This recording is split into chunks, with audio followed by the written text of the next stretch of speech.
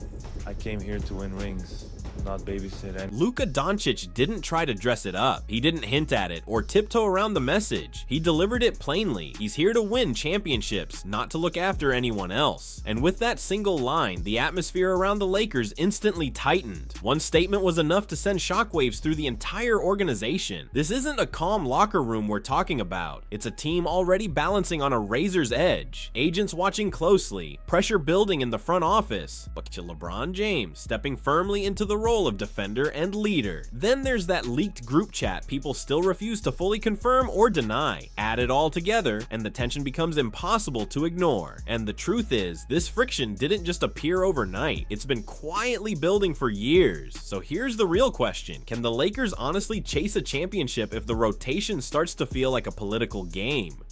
If one side is focused on protecting legacies, while the other is willing to do whatever it takes to bring home another ring. Everyone else? Like I said, I didn't know. I was actually at home about to watch a movie with my wife and got the phone call. So I had no idea. I found out like an hour later I was no longer with the team. So I was in shock, obviously.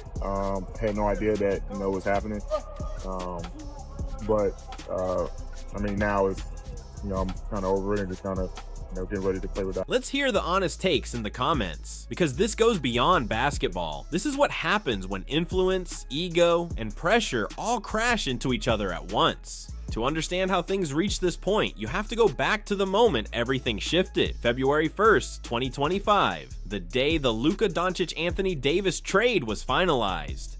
It was the kind of blockbuster move that can reshape a franchise overnight. When Luka arrived in Los Angeles, it wasn't just another roster change. It sent a clear signal that the Lakers were preparing for a new chapter, but that's also where the cracks began to appear. According to reporting from Dan Woik of the Los Angeles Times, the organization had originally planned to handle the trade with discretion and professionalism. The idea was simple. Players would hear the news directly from team leadership in a controlled and respectful way. Instead, things unraveled quickly. Information started leaking before the official conversations happened. Phones began lighting up, messages were flying around. Some players discovered the news through media notifications rather than from the team itself. And when communication breaks down at that level, the damage doesn't just disappear.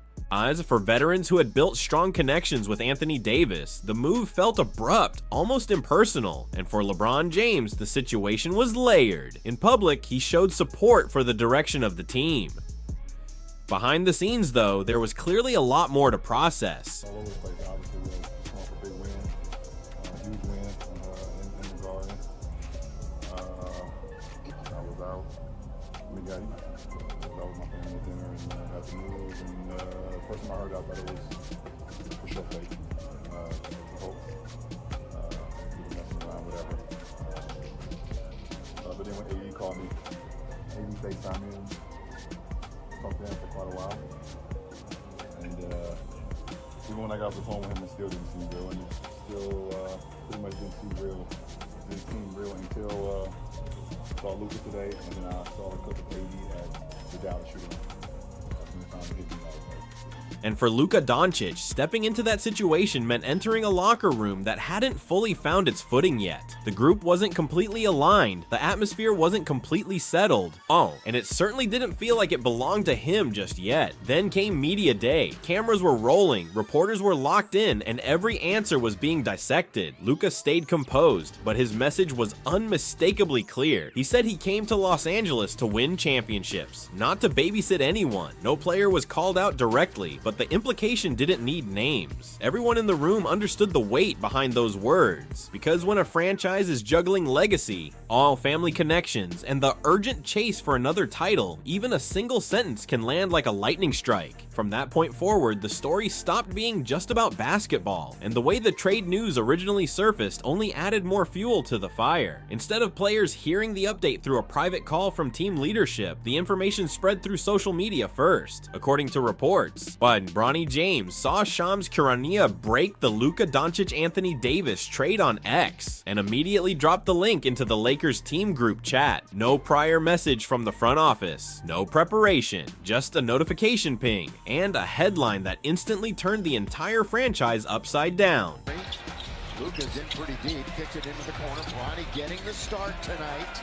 Let's see now. Picture Anthony Davis in that moment, a player who gave everything to the city of Los Angeles, battling through injuries, protecting the rim night after night, carrying the defensive load when few others could, and playing a huge role in delivering a championship. And the way he learns he's being sent to Dallas, a link to a social media post sitting in a team group chat. Reports say Davis was completely blindsided. He described the moment as shocking, even devastating. And honestly, that reaction is understandable. For him, it didn't feel like a routine move. It felt abrupt, almost impersonal. LeBron James also reacted in that same chat. On the surface, he expressed surprise, but the reality was more complicated. In one moment, he lost the teammate he had built the Lakers around. In the next, he gained Luka Dončić, a 25-year-old generational star stepping into his prime. A player who thrives with the ball in his hands, dictates the pace of the game, and produces numbers that rival anyone in the league. That kind of arrival isn't just a roster adjustment, it changes the balance of power. For more than 2 decades, LeBron has been the gravitational force of every team he's played for. Offenses flow through him, narratives revolve around him. The entire structure tends to orbit his presence. But Luka didn't come to Los Angeles to play a supporting role. He didn't show up planning to sit back and wait. He came because he believed the Lakers had a legitimate shot at another title. What he walked into, though, felt more complicated. From the outside, the situation began to look less like a pure championship chase and more like a carefully managed legacy operation, protecting the brand, shaping the story, bringing Bronny James along the right way, and keeping everything aligned with the timeline of the James era. And here's the uncomfortable truth people rarely say out loud. Not everyone in that locker room necessarily signed up for that vision. Then came November 15th, a nationally televised matchup against the Milwaukee Bucks. Big stage. A real contender on the other side. Luka delivered a statement performance, 41 points. Not quiet scoring, not empty numbers. The kind of night that demands attention. But while Dončić was lighting it up, some of the decisions coming from the bench started raising questions. The rotation patterns. Who was getting minutes late in the game? Who the coaching staff trusted when the pressure climbed? At that point, the tension stopped being quiet speculation. It became obvious that this situation was about more than just on-court chemistry. It was about influence. Technically, the Lakers won that night. The box score shows a victory. The headlines praised a strong performance. But inside the story, something deeper was clearly unfolding. Massive trade happening in the NBA right now. The Dallas Mavericks are trading Luka Dončić, Maxi Kleber, and Markieff Morris to the Los Angeles Lakers for Anthony Davis, Max Christie, and a 2029 first-round pick.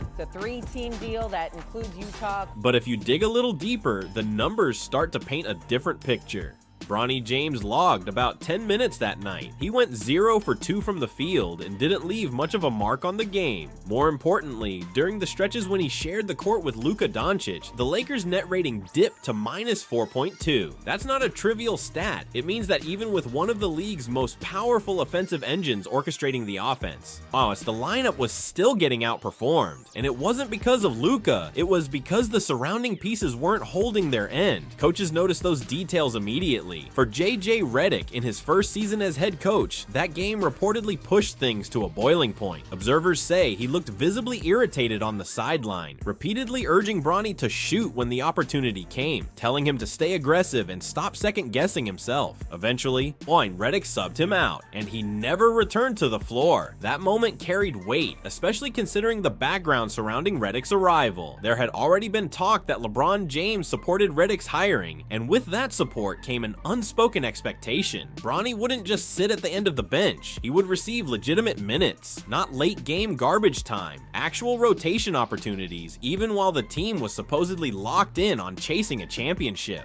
In other words, player development was quietly being woven into the middle of a title run. Be targeting the Memphis Grizzlies as a trade partner for Jaren Jackson. Yeah. That'd be a great fit. I would. For whom? Well, that's the thing. Because you got to figure out the package. There's a world where you can do what's best for your team and do what's best for Austin, because Austin deserves. But the Milwaukee Bucks weren't out there treating the game like a development exercise. They hunted mismatches, pressured weak spots, and turned every possession into a challenge. That's how elite teams operate. At that level, there's nowhere to hide. JJ Redick wasn't about to watch his lineup get picked apart just to protect a storyline, so he made the call any coach would make in that moment. And that's when the tension really started to rise. LeBron James wasn't in uniform that night because of back issues, but he was still in the arena. According to reports, he wasn't thrilled with how everything unfolded. Conversations happened behind the scenes, frustration, concerns about how the situation looked publicly, because once something like that plays out on a national stage, the entire league notices. Then Luka Dončić sat down for an interview and delivered a comment that only added fuel to the fire. He said he came to Los Angeles to win championships, not to babysit anyone. He even suggested that player development belongs in the G League, not in the middle of a title chase. Championship windows, in his view, aren't meant to double as training grounds. The message wasn't subtle. After that, the energy inside the locker room reportedly shifted. The atmosphere felt different. And that's when Rich Paul entered the conversation. When situations start gaining momentum in the NBA, agents move quickly. If Luka wasn't going to treat Bronny James as a protected part of the rotation, the issue suddenly went beyond playing time. It started to look like a battle over influence. And in Los Angeles, those kinds of power struggles rarely stay behind closed doors. If this whole situation feels bigger than basketball, that's because it probably is. Then came January 13th. The Lakers fell to the Sacramento Kings, 124-112. It was already a frustrating loss, but the real fireworks didn't happen during the game. Later that night, Rich Paul appeared on the Game Theory podcast and casually referred to Austin Reeves as an asset rather than simply a teammate. He even floated the idea that the Lakers could move Reeves in a trade for Jaren Jackson Jr., suggesting Memphis might benefit from the deal defensively. On the surface, it sounded like normal NBA speculation. But it wasn't that simple. Around the league, people understood the subtext. Luka Dončić genuinely enjoys playing alongside Austin Reeves. Their spacing, decision-making, and on-court chemistry make the offense flow more smoothly. So when Reeves suddenly gets described as a movable piece, it doesn't feel like neutral analysis. It feels like a signal. The underlying message was clear. No one on the roster is guaranteed protection. And if Luka wasn't willing to align with the internal structure, especially when it came to Bronny's role, then the players he preferred playing with might not be there for long. Agents across the league picked up on it immediately, and Reggie Barry, who represents Austin Reeves, certainly did. Reeves is approaching the stage of his career where a max-level contract could become a real possibility. We're talking about numbers that could approach $200 million if everything lines up. That's the kind of money that reshapes careers and franchises. An agent doesn't sit quietly while their client becomes collateral in someone else's influence battle. So after that loss to Sacramento, when the Lakers walked back through the arena tunnel, both Reggie Barry and Rich Paul were reportedly present. What happened next wasn't a calm exchange. According to reports, the conversation quickly turned heated, tense enough that security had to step in. Two of the league's most powerful agents arguing while players were still finishing their media duties. That kind of scene doesn't erupt over casual trade talk. It happens when someone believes their client is being positioned as a piece on a much larger chessboard. And for Luka Dončić, that realization cuts deeper than just questions about playing time or rotations. The bigger concern is whether roster decisions are being made strictly for basketball reasons, or whether relationships, influence, and long-term legacy plans are starting to shape the direction of the team. For a superstar who arrived in Los Angeles believing he was stepping into a clear championship window, that possibility changes everything. Because if the true objective is winning championships, internal politics can't take center stage. Yet right now, it seems like those two forces are competing for the same space. And the roots of this tension didn't suddenly appear in Los Angeles. They trace back several years, around 2020, when LeBron James began building something that extended far beyond the court. He approached Nike with the vision of creating Team LeBron, essentially his own sub-brand within the Nike system. The idea mirrored what Michael Jordan accomplished with Jordan Brand, a lasting empire that could live long after the final game was played.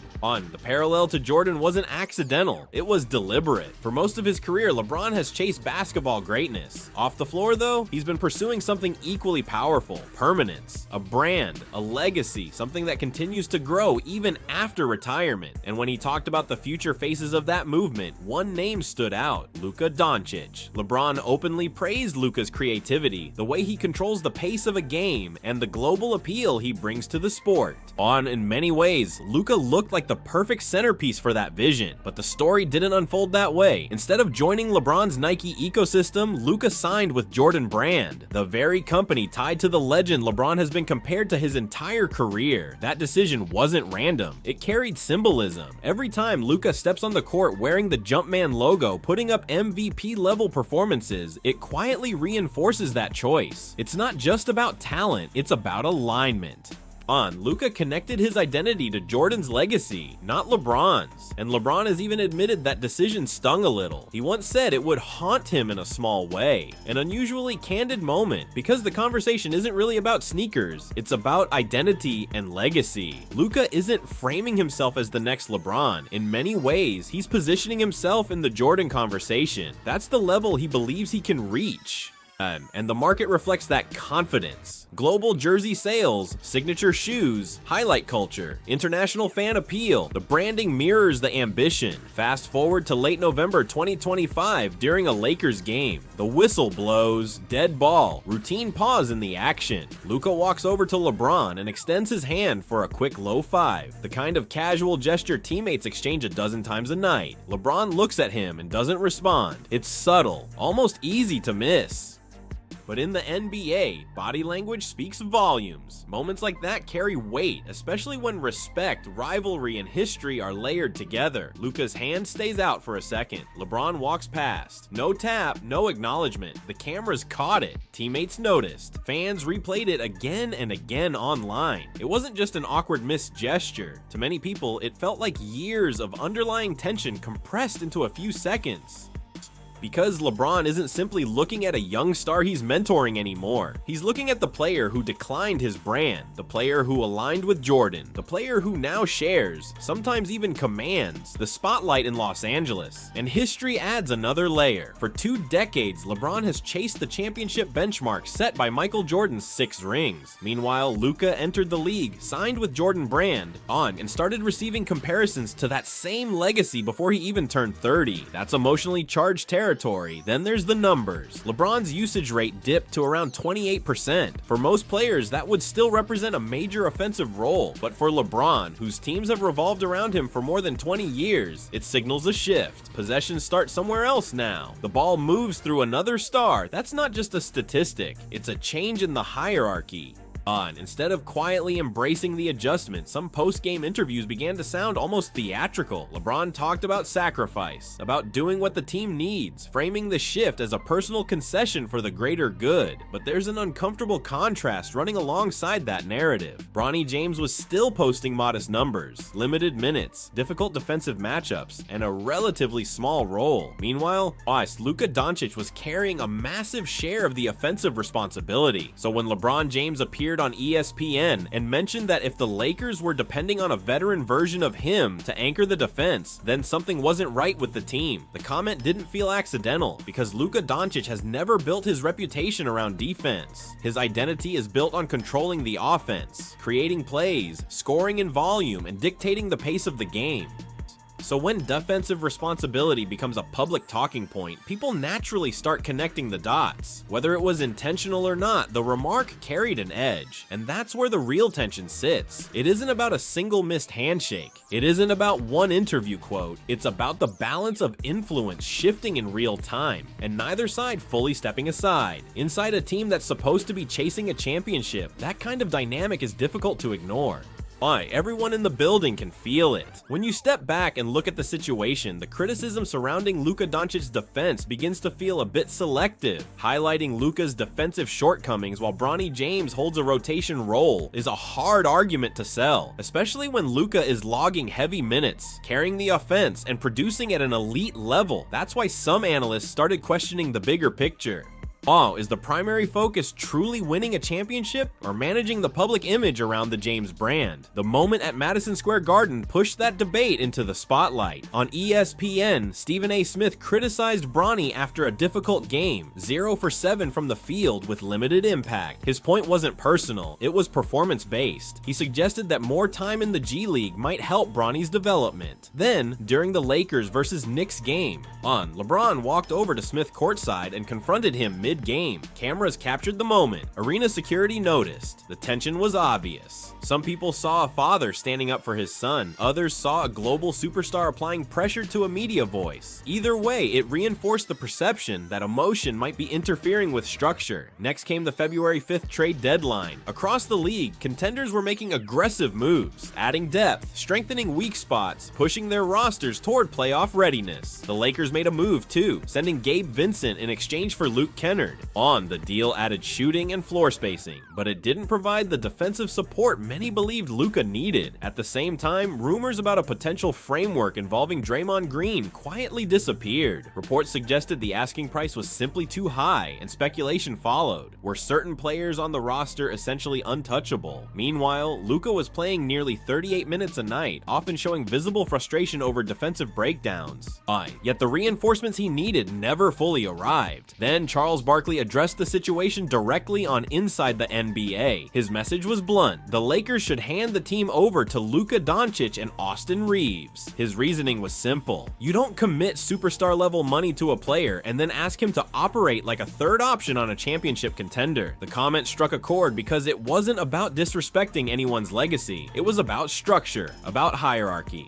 And those are the conversations organizations often struggle to have openly. When two eras overlap, the transition is rarely smooth, but championship windows don't pause for comfort. They demand clear direction. Then the All-Star voting results came out. For the first time in 23 years, LeBron James was not selected as an All-Star starter. Think about the magnitude of that. For 2 decades, he's been the face of the league, the centerpiece of marketing campaigns, the star of Christmas Day games, the headline attraction in finals promotions, the global ambassador of the NBA. And when the final All-Star votes were revealed, fans, players, and media combined, the name sitting at the top wasn't LeBron James. It was Luka Dončić. That moment carried more meaning than just an All-Star selection. It was a public signal of a shift that had been quietly developing for a while. When you start lining up the pieces, the story becomes harder to ignore. The comment about coming to win rings, not babysit. The heated exchange between agents in the arena tunnel. The decision years earlier to sign with Jordan Brand instead of aligning with LeBron's vision. The low 5 that went unanswered on the court. The All-Star starter change. The rotation tension surrounding JJ Redick. The group chat trade leak that caught players off guard. Each moment by itself could be dismissed as coincidence or misunderstanding. But when you stack them together, a pattern begins to emerge. The Lakers didn't just bring together talented players, they brought together 2 completely different timelines. From Luka Dončic's perspective, this situation is about maximizing the present. These are his prime years, heavy minutes, a full offensive load, and a clear focus on chasing championships right now. From LeBron James's viewpoint, the equation includes more layers: legacy, family, long-term positioning. Building something that extends beyond his playing career and keeps the brand moving forward. Neither of those goals is inherently wrong, but when those priorities coexist inside the same locker room, tension can start to build. You can't fully focus on developing the future while also demanding immediate championship dominance. Eventually, choices have to be made, and right now, that clarity hasn't fully arrived. The strain is no longer subtle. You can see it in the body language during games, in post-game interviews, in roster decisions, and even in which players are on the floor when the game is on the line. This isn't about picking sides, it's about whether the organization can find alignment, because in the NBA, championship windows don't stay open forever. And if you've been following every twist in this story, one thing is clear: this situation isn't settling down anytime soon. The next move could change everything.